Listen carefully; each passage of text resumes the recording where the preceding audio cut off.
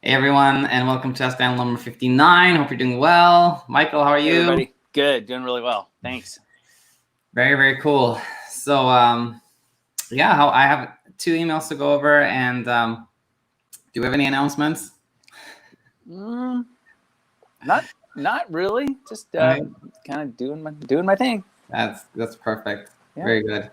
I had somebody literally like a few minutes ago sent me an email and asked if they could call me with some questions. I said, no, I don't do the one-on-one consults, but as we haven't started that service yet, so I said that with you, Michael does that, so you can call Michael maybe. I'll see if he's interested. Sure. I'm happy to help. Absolutely. Yeah. Okay, well let's take a look here. So I'm going to share the screen and open this Chrome tab where we have the document. So here, this first email came in like I think 3 days ago, and it's from Anass. And the title was, "Please, I need some help." So let's read this. Hi, I'm a 21-year-old male, and in the month of May, I started developing anxiety and fear of having a disease. In this period, I was sleeping fine between 7 and 8 hours a night, but after a few days, I started developing this weird sleep pattern where I don't have a problem falling asleep, but I wake up after 2 to 3 hours, not feeling like I was sleeping, but I know that I slept because I remember a dream. I go back to sleep after 15 to 20 minutes, but the same thing happens again. And the more I sleep, the more my sleep becomes fragmented, and I wake up every hour with more dreams. I feel like I never reach deep sleep. This has been my life for the last 25 days. It happens regularly every single night. Is this some kind of insomnia? I took magnesium 300 milligrams for a week. It did nothing. I took hydroxyzine 25 milligrams, but I stopped it after 2 nights. Just made me sleep faster, but it didn't stop the waking up, and it made me groggy in the morning. Did suffer something like, I think they never suffered something like this before. So that is Anass's email here. So I have a couple of thoughts on this one, but let you go first here, Mike. What do you think, Michael, when you hear this? First thing I'm thinking of is I wonder what Daniel thinks about this. Obviously it's a very unusual time, with the coronavirus and a lot of stress about health and disease and all of that. So that could be possibly playing into this. And the dreams, the kind of the frequent dreams, when someone's stressed, the mind is very active during REM. And so if you wake up, in a dream, and you're already kind of have that hyper arousal that you're battling, during the day or in the evening, that can kind of exacerbate the whole situation, I think. Those are just a couple observations. I'd love to hear what you think about this one. Yeah, I thought there's a lot of things, but one of them was, I think I want to say firstly to Anass and anyone else that's tunes in here, that this question comes up very often. The question of like, why do I have so vivid dreams, and why does it feel like I don't fall asleep at all? Why do I wake up all the time? Nothing unusual there. Some things that come up very frequently. Now, I think one thing that I think we could start off with, actually, just for general educational purposes, is that, dreaming actually happens not only in REM sleep, right? Right. Yeah. Most of it's in REM, but there's a lot of evidence that we have some other dreams, dream type activity, maybe not as thematic, not as intense, in other stages. I think the transitional kind of stage 1 stuff, people can experience. I think I seem to have read somewhere, or was told maybe, that dreams in stage 1 are more auditory in nature, as opposed to visual.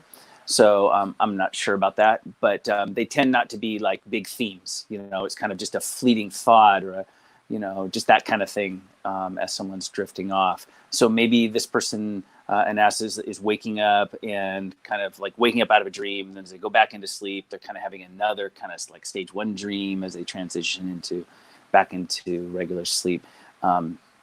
doesn't really help to, I mean, it helps to know that, but it's not like a solution really. Yeah, actually, yeah, I know. I think this one was just like general education that I think I haven't reviewed this in a lot. And by the way, Mr. Peace, I see that there's a live question here. We're going to get to that one in a second. But yeah, I remember reviewing this a couple of years ago, actually. But at that point, I remember seeing that if you wake somebody up from REM sleep, they remember having dreams frequently, like 60-70% of the time or something like that. If you wake somebody up from stage 2 sleep, that drops to like 30% or something like that. But dreaming happens in other stages than REM sleep, which I think is, just interesting to note. Yeah. But I think let's go back actually to this, and I wanted to let's see, why am I not? It says remove here. I said I want to share this again. Sorry, I'm having a little technical issue there. Oh, there, add to stream. There we go. Okay, so I want to say this. I started developing anxiety and fear of having a disease. So, anxiety is one of the most common reasons we have insomnia. And by the way, to answer a late question from Anass there, do I have insomnia? Anyone that struggles with sleep, wondering why you can't sleep, wake up all the time, like that, if you're struggling with sleep, you have insomnia. There's nothing mysterious about that.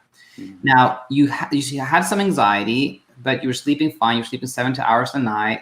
And then you had this weird pattern where I don't have a problem falling asleep, but I wake up after 2 to 3 hours feeling like I was sleeping, but I know that I don't know that I slept because I remember a dream. So what I hear here is something that is actually quite common. It's a little bit of, I want to call it paradoxical insomnia is what we call it. But that simply means that you are, it classically is described as, I'm not sure that I slept at all, but the time like skips ahead. It's like I close my eyes and now it's 2 hours later, but I don't think I slept. It seems like really weird.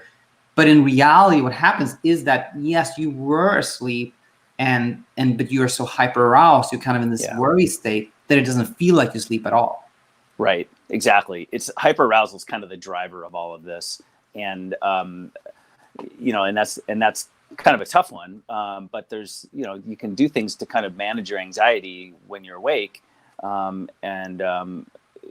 just live healthfully and process, concerns on your mind and things like that before you go to bed. And, trying to just kind of keep the anxiety down, look at things objectively and all of that, I think helps with this type of sleep experience. You can give yourself peace of mind. If you woke up, and then you say you woke up after 2-3 hours, not feeling like you're sleeping. Well, by definition, if you woke up, you were sleeping. So, kind of keep that in mind, that perception of sleep time is really, really difficult. When I ask people how much they sleep, it's just a guess for them. They really don't know. And even now there's a lot of evidence of, recording EEG, sleep and all of that, that's kind of the gold standard. But even then there's kind of looking at, well, maybe the patterns that we're used to calling this or that, maybe it's not the whole story.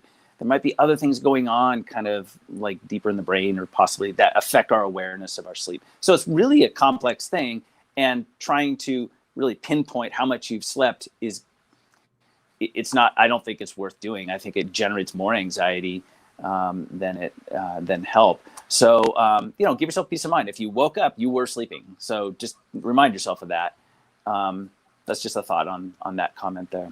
Yeah, that's a good point. And somebody else said, it was a little bit different context, but somebody commented a while back saying that if you wake up, then even if you woke up after 1 hour, it's still like, you slept. That's a good thing. You did get some sleep. Yeah. And so again, I want to say that what we're describing here in the early part of the email, nothing unusual at all, classic with hyperarousal. And then that carries forward here. The kind of like frequent dreaming a lot. That is something I hear all the time in the context of somebody who's kind of hyper aroused, a little bit anxious, alert. First of all, that hyperarousal can fragment your sleep. It can make you wake up more. And when you wake up, you realize you had a dream. And when you start thinking about the dream, it feels more intense. So I think there's nothing there that is really strange. Right. And now the last part here is like, I took magnesium and it did nothing. I took hydroxyzine, nothing really happened. And to me, that simply signals that that you probably didn't really believe in the magnesium and hydroxyzine, because here's the thing, like nothing can actually make a human being sleep, right? Nothing can make you sleep, nothing can make you have dreams, nothing can make you have deep sleep, etc. But so when somebody says I took some magnesium and I slept really well, my thinking is like that had nothing to do with the magnesium. It's just it gave you relief. You believed in it. You thought it was going to help you, and then you slept better, right? Yeah, you might get a little calming effect, and it makes you feel kind of calm and relaxed, and that's fine, but relying on a substance is just a slippery slope. It really is. It's almost like across the board. If I just have such a strong believer in the homeostatic and circadian sleep drives. They're just natural. They're built in. You just have to kind of manage them a little bit. And the whole like gas brake analogy that you like to use is true with this. It's like manage your anxiety. Really look at things objectively. Like look at how you feel during the day. Are you getting through? Like you're doing okay? I didn't hear any comments, I don't think, about the daytime. We didn't say, and then I'm falling asleep for 3 hours every afternoon, or I'm all these problems. I didn't hear any of that. So I'm assuming that during the day Anass is doing okay, and that might be like something to just for him to be aware of and just kind of acknowledge. So good at just reducing anxiety overall in your life really helps with sleep. I mean, it's just kind of common sense. So I would encourage Anass to work on that when you're awake. Like if you're not exercising at all, go for some walks. Get your body moving a little bit. It's all just good for you, and does tend to help with getting relaxed in the evening, and then sleep can become a little easier. It's not like the panacea for sleep, but it's definitely kind of sets the stage. So you want to just make sure like that side of things is under control.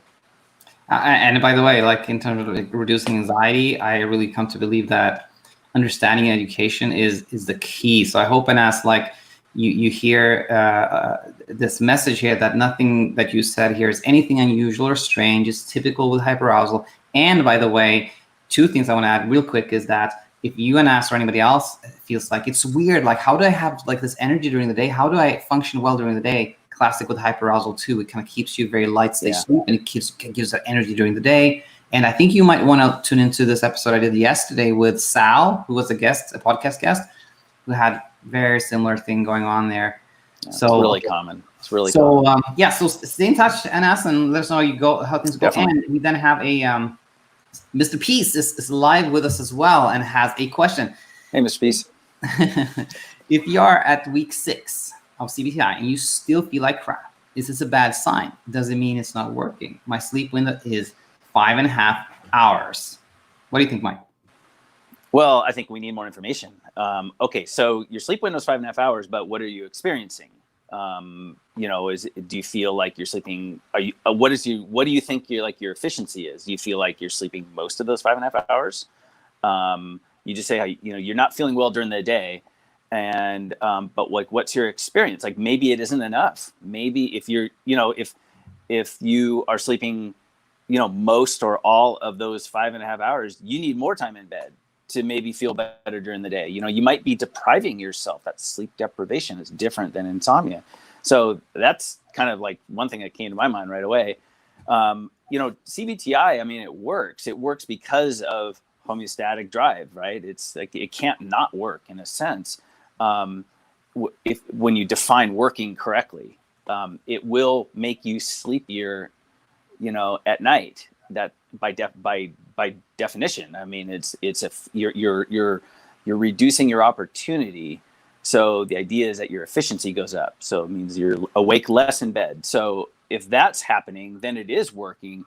It might just be your window, or maybe your window isn't like at the right time. Like maybe it needs to be adjusted like a little earlier or a little later.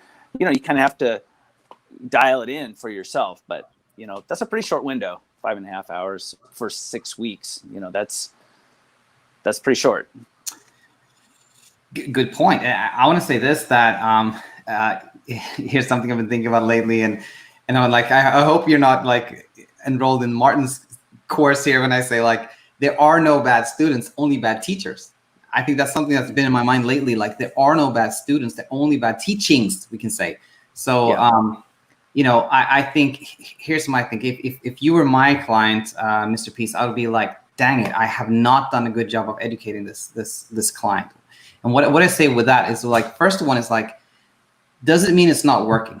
When I hear that, my thinking goes, okay, Mr. Peace has been doing this for 6 weeks and he's not really sleeping anymore, and therefore he thinks it is not working, which is natural to do if you haven't been educated on the following: that nothing can make you sleep. CBTi cannot make you sleep. Having short sleep window can kind of force sleep sometimes, but it can't make you sleep well for a long period of time.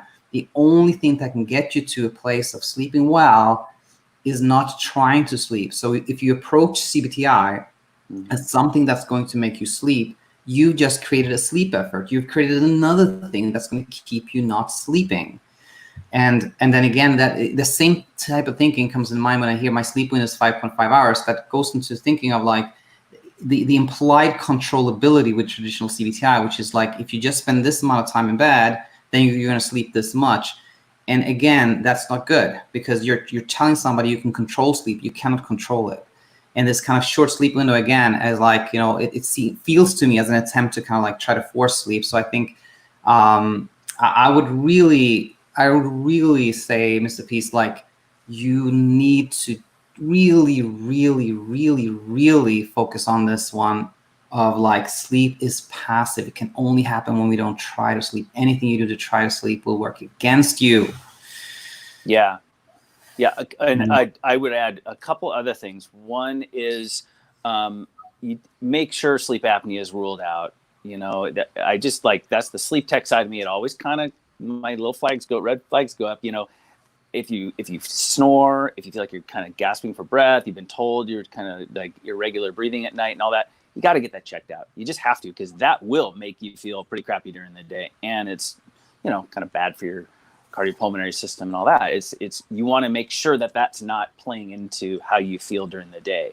So that's the first thing. And the second thing is back to the kind of the CBTi side of things, is you might explore a little sleep compression. If you were my client, that's what I would suggest. I would say, let's have you ditch the clock at a certain time, and then you go into that introspective mode where you're waiting until you're kind of losing focus on what you're doing. Then you go to bed, and then in bed you kind of try to get your mind onto something else visually, and then use that as your gauge for how sleepy you are. So maybe, like, if you were my client, I would consider like a little bit longer time than 5.5 hours, maybe like a sleep compression kind of thing, and to not focus on time at all before you go to bed, and then kind of just go from there.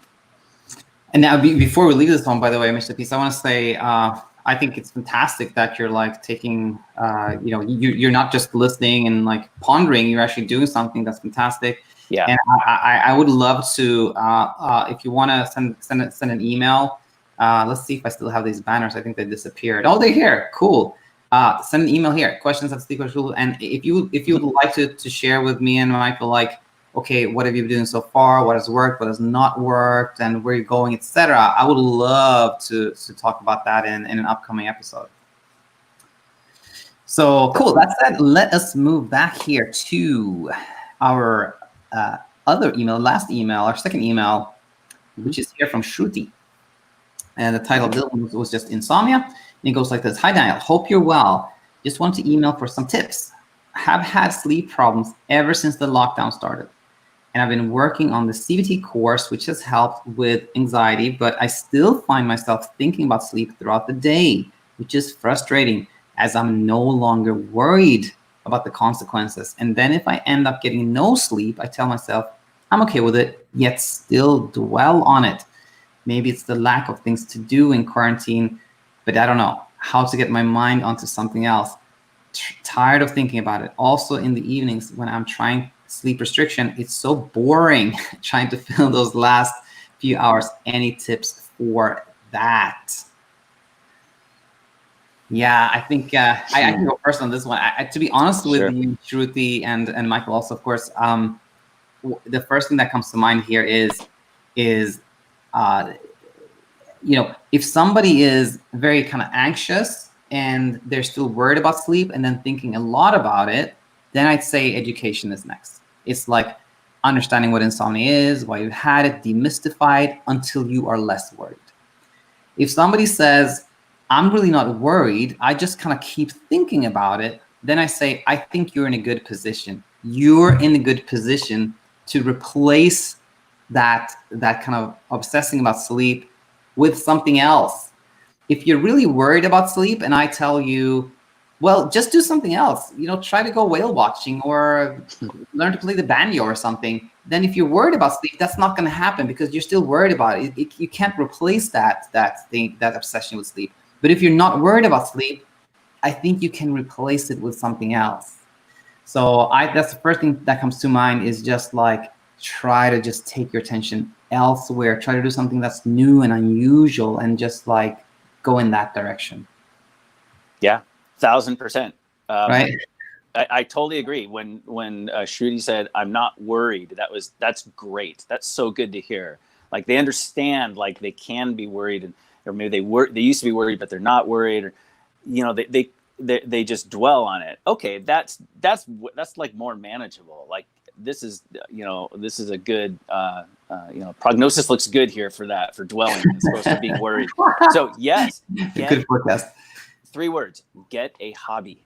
Get it. Yeah, exactly. Just go spend a day and just indulge yourself. I mean, you're in lockdown. It's like, go online, research stuff, maybe go on Amazon, whatever, get what you need. I don't know, maybe you just got things around the house you could use.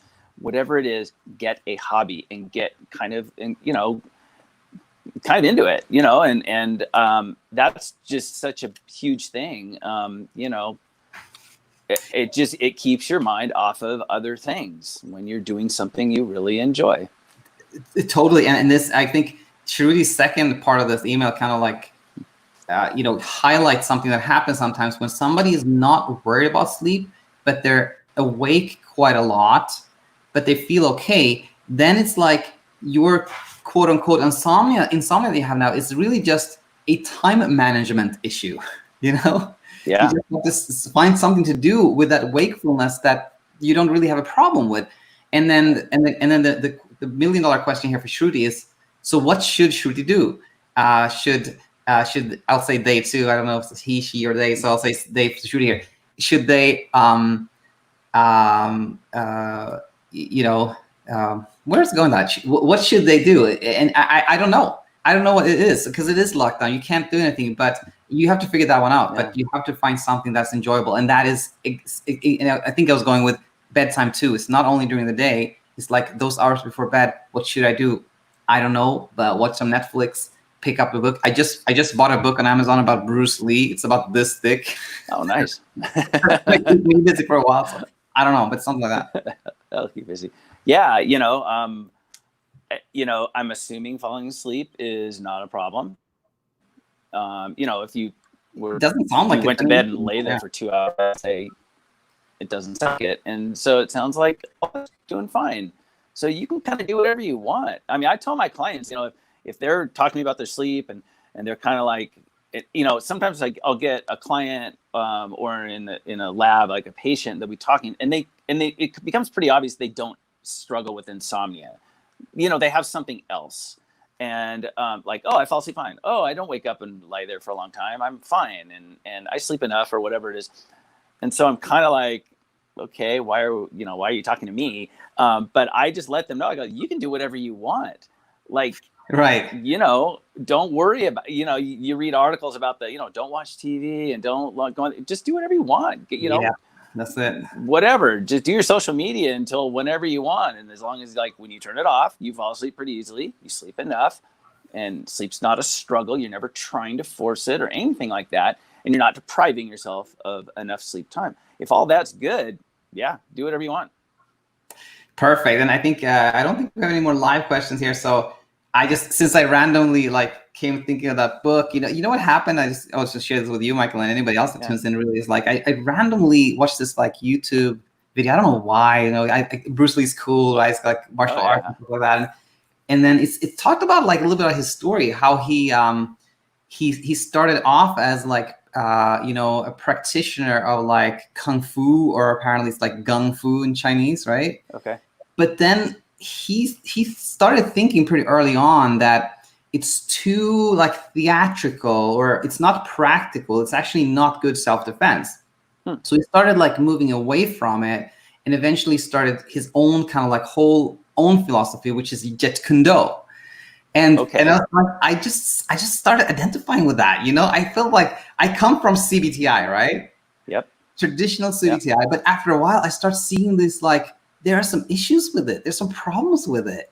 And now I'm thinking like, what am I doing? Am I doing CBTi my version, or am I practicing something that's not CBTi, that's my own philosophy? And I don't know. And I thought about you too, Mike. I thought like, if this was like martial arts, like Mike's style would be actually like Shaolin, like, you know, like non-aggressive. It's like take the power out of it, and, like move it that way.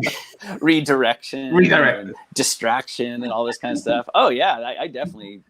You know, we all have our own styles, I think, is really what it is.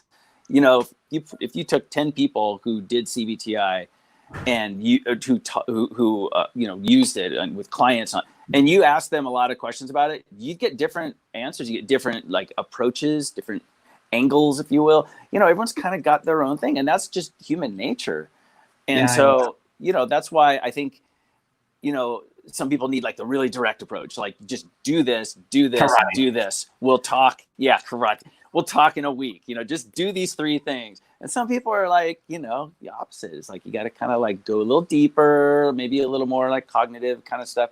And you know, you just have to find what works. And as someone who like offers CBTi, you have to be aware of that as well. Like you kind of have to, you have your own approach, but you also kind of have to see where your client's coming from to see what's going to kind of work for them. So it's sort of like it's like a matching, it's like a mesh kind of thing when you're working with the client. Which actually, I think that segues perfectly to like where I wanted to end this, which was that if anybody out there is like, maybe you are a sleep tech, maybe you're a counselor, maybe you want to learn more about like how to do CBTi based coaching, then please actually just do this. Send an email to me or Michael. Questions@sleep.com, and we'd love to talk to you about that. Got a great video-based program. It's really, really good. So definitely become part of the solution. You know, be the person be the go-to. You know, you can be the go-to. We need more go-tos when it comes to sleep, because there's a lot of misinformation out there.